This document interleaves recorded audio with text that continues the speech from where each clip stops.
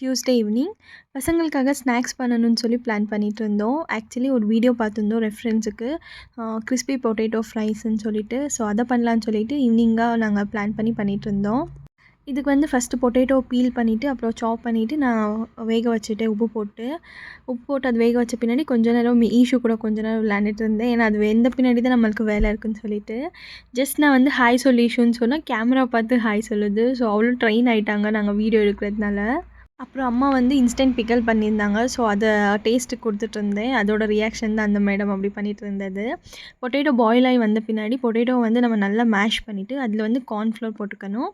அது கூடவே கிரேட் பண்ண கார்லிக், சில்லி ஃப்ளேக்ஸ், ஒரிகேனோ, அப்புறம் சில்லி பவுடர், சால்ட் எல்லாம் போட்டு நம்ம மிக்ஸ் பண்ணிவிட்டு சப்பாத்தி தேய்க்கிற மாதிரி நம்ம ரோல் பண்ணணும். ஆனால் ரொம்ப மெல்லிசா இல்லாமல் கொஞ்சம் மந்தமாக இருந்துச்சுன்னா நம்மளுக்கு அந்த மோல்டு வச்சு கட் பண்ணுறதுக்கு நம்மளுக்கு ஈஸியாக வந்துடும். மோல்டு வச்சு நாங்களும் இதே தான் ஃபஸ்ட் டைம் ட்ரை பண்ணோம். பர்ஃபெக்ட்டாக வந்துச்சு. டிஃப்ரெண்ட் ஷேப்ஸில் எல்லாம் பண்ணால் பசங்களுக்கு கொஞ்சம் நல்லாயிருக்குன்னு சொல்லிட்டு நாங்கள் டிஃப்ரெண்ட் ஷேப்ஸில் எல்லாம் பண்ணிகிட்ருந்தோம்.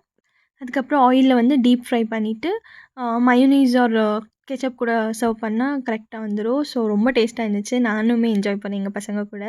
ஸோ இதான் இன்றைக்கோட விலாக். வேற ஒரு விலாகில் பார்க்கலாம். பாய்.